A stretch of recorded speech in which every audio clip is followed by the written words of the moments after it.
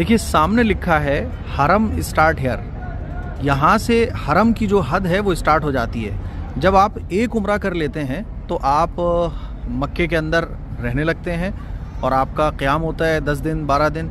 अब आप जब नया उम्रा करना चाहते हैं तो आपको हरम की हद से बाहर आना पड़ेगा और उसके लिए सबसे करीब जो डेस्टिनेशन है वो मस्जिद आयशा है। ठीक है, इसके अलावा आप मस्जिद जोराना से भी उम्रा कर सकते हैं, लेकिन यहाँ से उम्रा करना वाजिब नहीं होता। यानी आप अगर मस्जिद आयशा आते हैं तो आप उम्रा कर भी सकते हैं, नहीं भी कर सकते। जोराना आप जाते हैं तो उम्रा कर भी सकते हैं, नहीं भी कर सकते।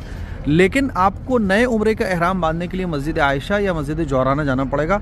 ये सबसे करीब डेस्टिनेशन है मस्जिद आयशा।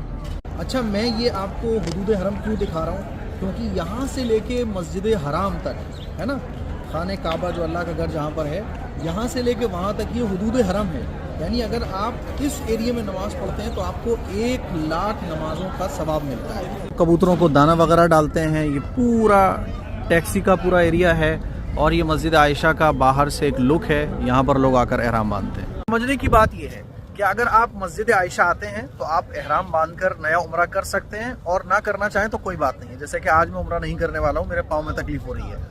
आप मस्जिद जोराना जाते हैं तो वहाँ पर आप वहाँ से एहराम बांधकर नया उम्रा कर सकते हैं, और चाहे तो ना करें। ठीक है, लेकिन अगर आप ताइफ जाते हैं तो ताइफ चूंकि मीकात से बाहर है, यानी आप एक वो लिमिट के उस लिमिट को अगर आप बाहर से आकर क्रॉस करते हैं तो आपके ऊपर ये वाजिब हो जाता है कि अगर आप मक्के आ रहे हैं तो आप पर उम्रा करना ज़रूरी है, अल्लाह के घर का तवाफ़ करना ज़रूरी है।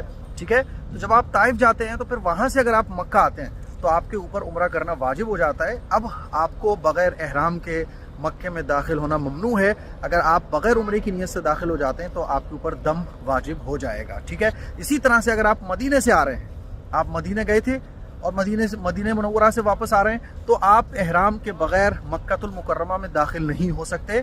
अगर आप उम्रा नहीं करेंगे तो आपके ऊपर दम वाजिब हो जाएगा। तो ये कुछ इल्मी बातें थी एहराम से और उम्रे से मुताल्लिक़ जो मैंने आप लोगों के साथ शेयर करी।